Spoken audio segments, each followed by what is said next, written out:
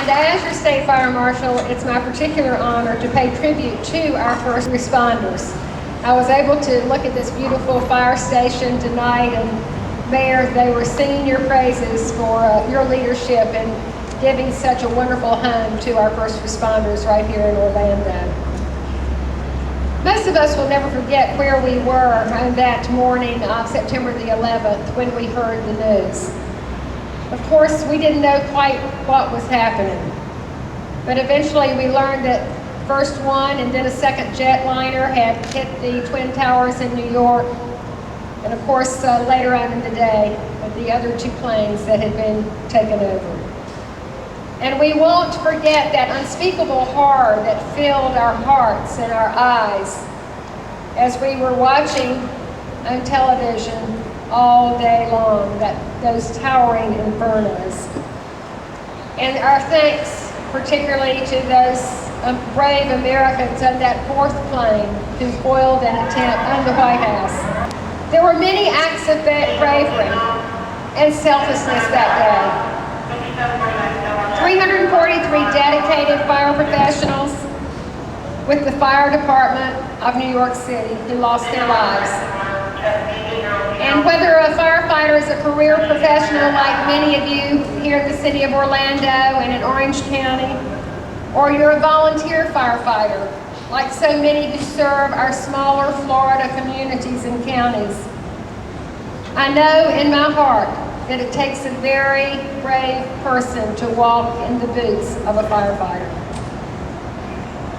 You are a rare breed of individual. You fearlessly put your lives on the line every day. You're always at the ready to protect and serve our communities. These are the characteristics that I've witnessed in my own department of the Office of the State Fire Marshal, and in the many fire departments that I have visited over the course of the last 3.5 years as I've traveled across this great state of Florida. And they also define the character of a family friend of Bill's and mine. Like the story that you heard earlier from our fire chief, Bill and I do have a personal story as well from that fateful day. My husband's law firm was located in one of the buildings just a block away from the Twin Towers. And he had a distinguished law partner by the name of Glenn Winnick, practicing law in their offices.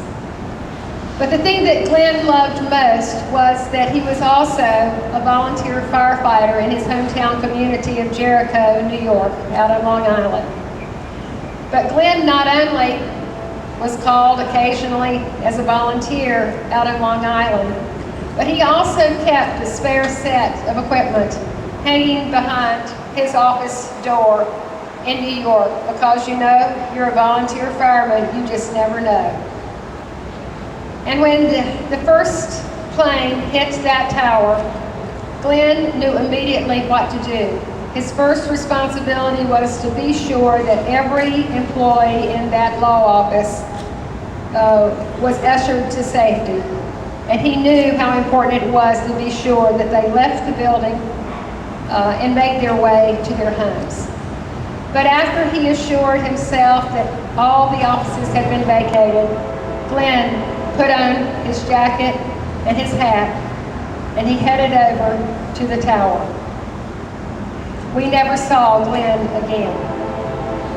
He gave his life, doing what he always loved doing, like so many other firefighters and volunteer fighters, never knowing whether they were going to face that final day. Now I'm getting ready to compete with the train, so I'm just going to close up here